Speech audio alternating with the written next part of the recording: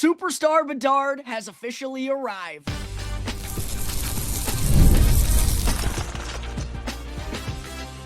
You're Locked On Blackhawks, your daily podcast on the Chicago Blackhawks, part of the Locked On Podcast Network, your team every day.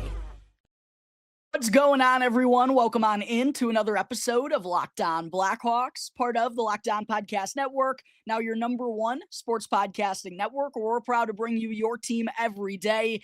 I'm Jack Bushman. Can go and give me a follow on X at Jack Bushman 2, but make sure to check out my strictly Blackhawks account at Talkin' Hockey so you don't miss any of the latest Blackhawks news and updates. And also have to let you know that today's episode is sponsored by FanDuel. Go and download the FanDuel app now, or you can also check out FanDuel.com to get $300 worth of bonus bets when your first $5 bet wins. Connor Bedard has done it again, Blackhawks fans. After going 2 full years in the NHL without recording a hat trick, he now has 2 over his past 10 games after recording another one last night against the Calgary Flames. When Bedard scores a hat trick, that means we're throwing on the 98 sweater for the morning podcast.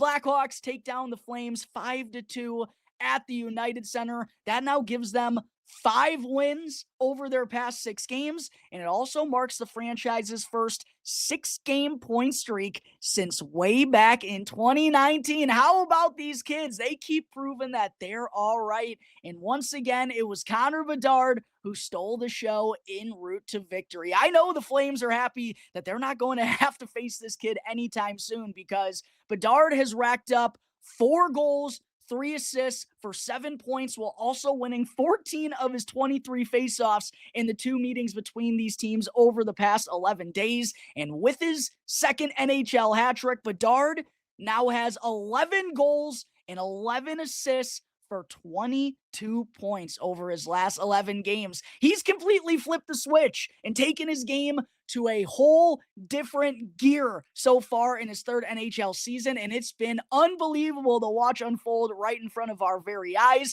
He's now up to 2nd in the NHL on the season with 13 goals, trailing only Nathan MacKinnon, while his 29 points are good for solo 4th behind only MacKinnon, Connor McDavid, and Macklin Celebrini, who, by the way, Blackhawks fans, also recorded a hat trick to lead the San Jose Sharks to a win last night. For the first time in 80 years in the NHL, 2 players under the age of 21 record a hat trick on the same night, and it's so fitting that it was Connor Bedard and Macklin Celebrini, because it really does feel like they've been neck and neck in the goal-scoring department, in the points race, in the battle for Team Canada's Olympic roster all throughout the course of this season so far. So for them to go and accomplish those feats on the same night is just so ironic and so fitting, I thought. But again, goes to show what a bright future the NHL has, with both of these players under 21 years of age already showing that they can dominate against the best in this league. But for Bedard,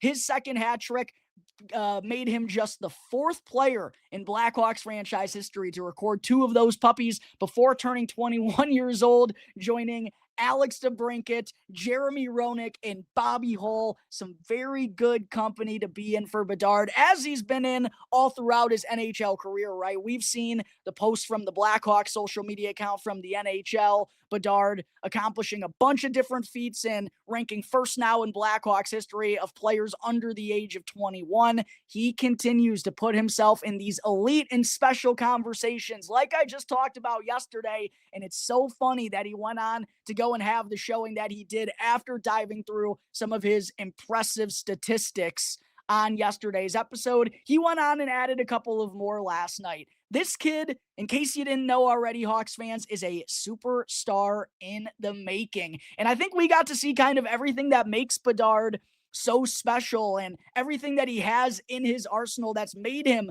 this superstar caliber player so far in his 3rd NHL campaign. We saw that on display last night throughout the course of this game. On the first goal, we got to see a little bit of the increased speed that Bedard added to his repertoire in the offseason. That's really been so pivotal and instrumental in him taking that big leap in his development. He raced down a loose puck, out-hustled Flames defenseman Jan Kuznetsov to get there first. Also was the beneficiary of Dustin Wolf kind of whiffing on his little clearing attempt there. Bedard manages to poke the puck through Wolf's wickets for his first of 3 goals on the night and 11th goal of the season. Then on his second goal, we got to see the unbelievable shot in the remarkable release that Bedard possesses, that toe drag release that he likes to go to so frequently. Incredible pass from Ryan Green, by the way, to make it all happen. And I'll be touching more on Green here in just a moment during segment 2.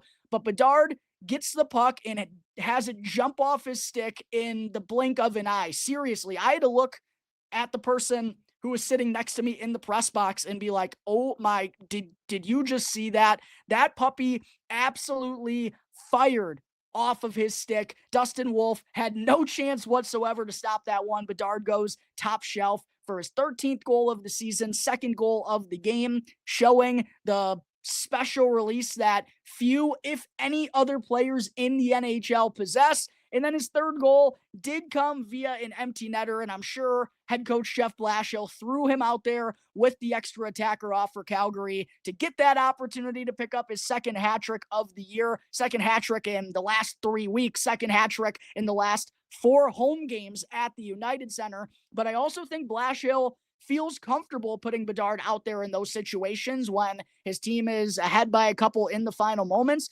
because of the uptick in defensive prowess that we've seen from Bedard this year as well. I know it's the goal scoring, it's the highlight reel goals, it's the flashy assists, it's the point totals, it's putting himself near the league lead in both of those categories that's getting all of the attention. But Bedard has made strides in all facets of his game as well, as I've touched on a handful of times already on the show this season. That the faceoff dot, he's been a lot better as he continues to creep towards the 50% plateau after being well below 40% in each of his first 2 seasons. And then we're also seeing him use that increase in speed along with just kind of the maturity and the growth that he's showing now, having a couple of seasons under his belt as a center iceman in this league. He's putting it all together to become a much more effective player than he's ever been in this league. And because of that, Blashill, I'm sure part of it, of course, was wanting him to get that hat trick, but also the defensive strides and growth from Bedard is why Blashill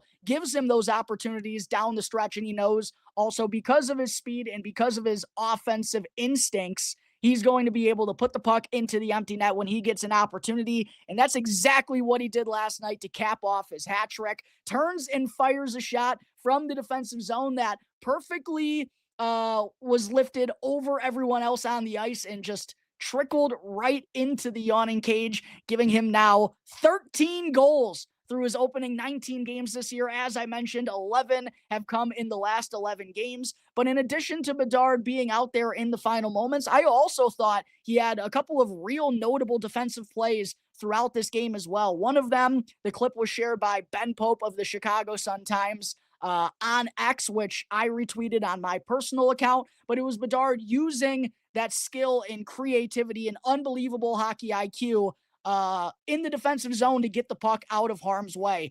Had the puck down below his own net in the defensive zone, wins a board battle down there, and then throws the puck through his own legs, does a little bit of a spinorama, and then makes a nice quick exit pass to clear the puck out of harm's way. Then also, I thought there was a real notable sequence late in the game when Bedard was on the forecheck, and it had to have been one of his fastest speed bursts throughout the course of the year. And one of the stats that I broke down on yesterday's show was Bedard ranking in the 90th percentile in the NHL in speed bursts above 20 miles per hour this year. Also has 5 speed bursts already above 22 miles an hour, which is well more than he had combined in his first 2 NHL campaigns. And we saw that speed on the back check when he was hounding down an opposing puck carrier that was coming up the ice with speed. Bedard was absolutely flying out there to try to negate the rush and the opportunity that he could potentially generate. So it's in every aspect that we're seeing Bedard making these improvements and taking his game to another level.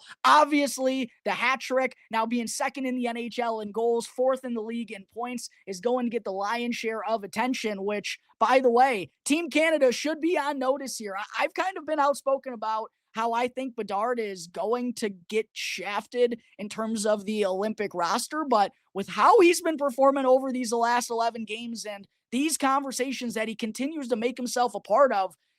I know Canada wants to lean veteran experience, and they're probably going to take a lot of guys who helped them win gold at the Four Nations face-off back in February. But man, oh man, I don't know how you could leave Connor Bedard off of the team with what he's done so far this season. And kind of the same thing with Macklin Celebrini. They look like they're the new faces of the league. They're already able to dominate play while being still very young and still lacking a decent amount of experience in their own right. It has been incredible to watch what Connor Bedard has turned into. And by the way, do want to bring up as well that last night was Connor Bedard's first time wearing the A for the Blackhawks and being part of their leadership team, which also fitting that he went to go on and have the performance that he did, playing maybe with a little bit of an extra chip on his shoulder there and wanting to lead the Blackhawks to victory, which he sure did. But with Nick Foligno, the captain, now being out for approximately 4 weeks, Jason Dickinson also still on injured reserve with that upper body injury, the Blackhawks went and threw the A on Bedard's sweater for the first time last night. He and Connor Murphy were the only two alternate captains. Do wonder if when Jason Dickinson comes back, they're just going to keep Bedard as the third A while Nick Foligno is going to be out of the lineup. I feel like that's the right thing to do. I feel like Bedard is off of the ice and on the ice starting to become a real leader for this Blackhawks squad, and that leadership is going to be tested with Nick Foligno now out of the lineup for an extended period. But his leadership, his tenure as a leader, got off to a strong start last night. But I thought it was really cool to see Bedard talk with the officials during a sequence. By the way, the Flames, Adam Klapka threw a real bad hit on Connor Murphy late in the game. Love to see Ilya Mikheyev step up for his teammate there and jump Klapka immediately as a result of that dangerous hit. Bedard was talking with the officials, kind of sorting out the penalty calls and making his argument during a TV timeout, which now he's allowed to do because he does have a letter on his sweater. But I thought that was kind of a little cool moment there. Bedard also talked about how for the first time in his NHL career, he said he didn't get kicked out of a draw one single time last night, which I don't know if he was being facetious or if he was being serious, but I thought that was hilarious. And altogether, what I definitely wanted to bring up as well is the high vibes from this Blackhawks group in the locker room after the game. Ryan Donato getting interviewed, asking about Connor Bedard, while Bedard was also right there in the locker room hearing what the media was asking Donato about him. Donato was kind of joking, saying that he was going to wait to answer those questions until Bedard couldn't hear what he was going to say. And then undoubtedly the funniest moment of the night, while also Bedard was being interviewed, Andre Burakovsky walked right behind the scrum and goes, "Ooh, my name's Connor Bedard. I'm the hottest player in the league right now. I'm nasty. I'm nasty." And it was seriously one of the funniest moments that I've ever seen. But you could just feel the vibes. You can feel how much fun this Blackhawks group is having right now, especially the guys who have been there through some of the tough times these last couple of years. They're now enjoying life as the Hawks have rattled off 5 wins in their last 6 games, have their first 6-game point streak since 2019, and now sit at 10-5-4 through their opening 19 games this season, which is currently good for tied for 3rd in the Central Division and has them in the top wild card spot in the entire Western Conference. Hawks are having fun. I'm having fun. I think all of us Blackhawks fans are having a lot of fun watching this team do what they're doing right now. Superstar Bedard has officially arrived. His 2nd NHL hat trick. Took him 2 years to get his first one. Now took him just 10 games in 3 weeks to record his 2nd. Fun night at the United Center as the Blackhawks take down the Flames 5-2. Coming up in just a moment here, Blackhawks fans, I'll touch on some other takeaways from last night at the UC. But first, I need to talk about Rougiette. Let's be real. Making excuses doesn't solve anything, and we've all heard them before. It's just stress. I'm tired, or it happens to everyone sometimes. But when it comes to performance, sometimes your body just needs a little extra support, and that's where Rougiette comes in. Rougiette.com offers fast-acting, doctor-prescribed ED treatments designed to help you stop making excuses and start making moves. The process is fast, simple, and also private, and it's all handled by real doctors. So go and visit RUGIET.com RugiEtte.com/LockedOnNHL, and you'll get 15% off on your first order. Again, that's RugiEtte.com, RugiEtte.com/LockedOnNHL. And don't forget to use our code LockedOnNHL so they know exactly who sent you. Rugiette, stop making excuses and start making moves.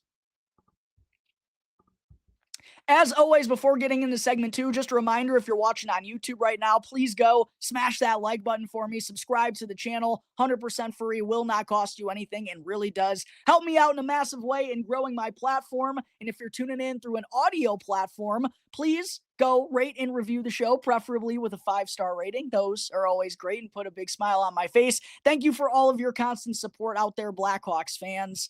Getting into segment 2 on today's episode, some other takeaways from last night's 5-2 win over Calgary, the second win in a 11-day stretch over the Flames. Definitely got to give a shout out to Oliver Moore, because outside of Connor Bedard, I thought Oliver Moore was the top star of the game. I gave him my number 2 star of the night, and I thought it was his best game up in the NHL with the Blackhawks during his current stint. Scored his second career NHL goal, which was a big insurance tally for the Blackhawks down the stretch in the third period.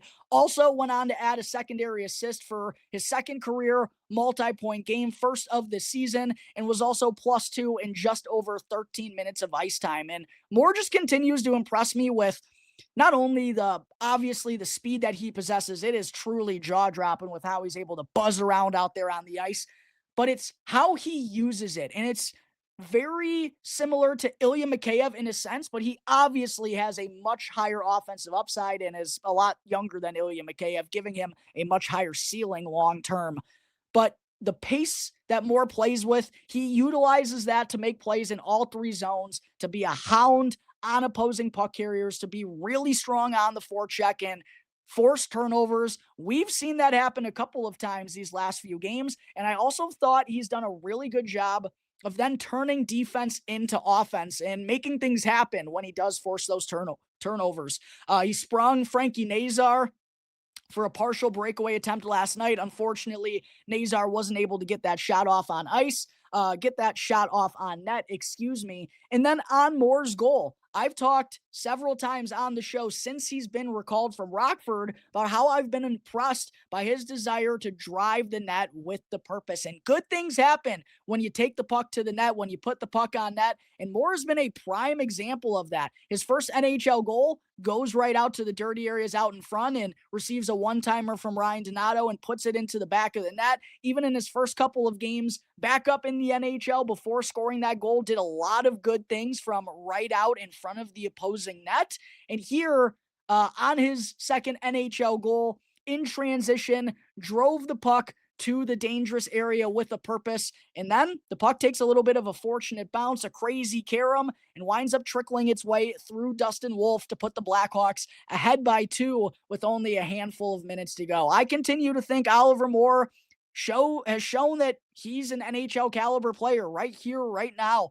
at 20 years of age. And I've thought he's fit in really nicely along with Nazar and Teuvo Teravainen on that second line. The pace that Bedard and Nazar can play with alongside each other is incredible. And then Teuvo Teravainen does a good job of finding those guys with the puck. I really do like Oliver Moore in that spot. I think it's got to continue to be him in that second line right wing spot. On Thursday when the Blackhawks return to play against the Seattle Kraken. And I just think Oliver Moore I know it's still early. He's only 7 games into his current stint, but he's got 5 points during that stretch. All 5 have come actually in the last 6 games. And I don't see any reason for the Blackhawks to think about sending him down with the way that he's performed in these last couple of weeks.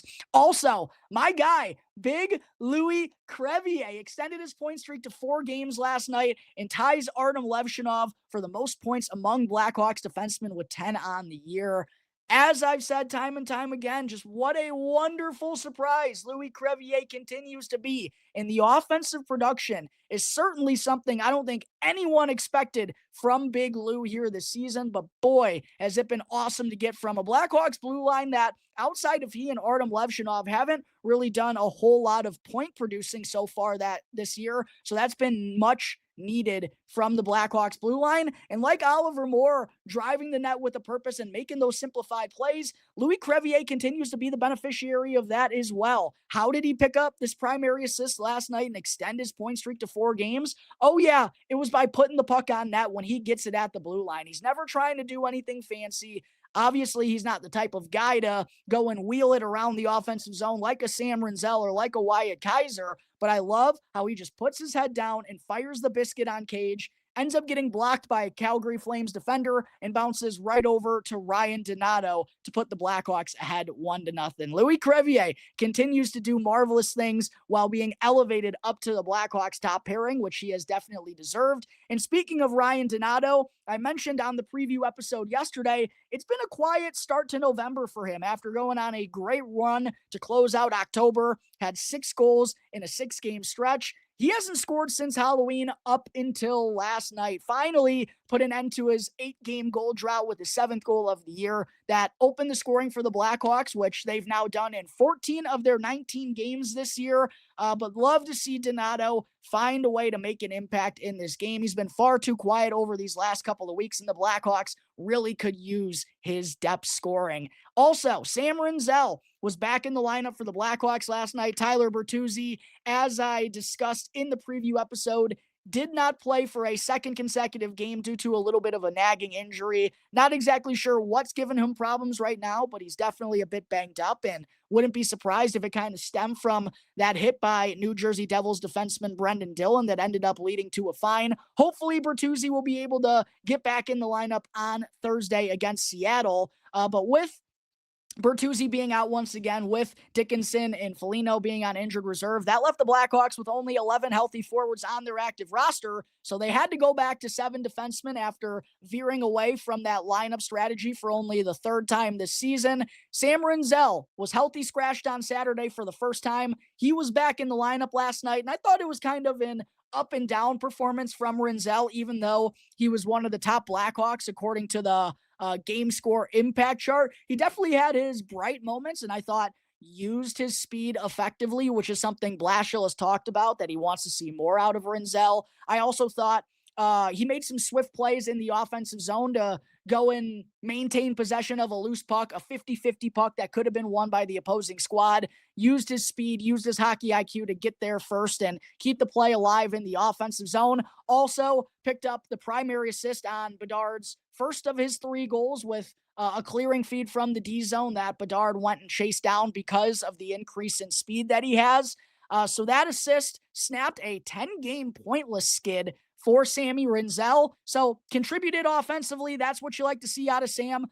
Moved the puck well in the offensive zone. Also, though, did have some blunders defensively and committed a team-high 4 giveaways. A couple of those were really unforced in the D zone. Had a bad one in the opening 5 to 10 minutes, probably his first or second shift of the game, and I was like, not exactly the start that Rinzel was looking for. But altogether, I do think it was, even considering those giveaways, I thought he played a more steady style of play last night and wound up finishing with that assist, as I mentioned, and also had a +2 rating in just over 14 minutes of ice time. Expect the Blackhawks to go with 7 defensemen again on Thursday with Sammy Rinzel in that number 7 role. And then, also, last but certainly not least, got to give a shout out to Ryan Green, Blackhawks fans, who has gone up to the top line for a handful of games so far this year, and basically in each and every one of them, I've thought he hasn't been a hindrance, hasn't slowed down what the top line has been doing, and quite honestly has looked the part, which has been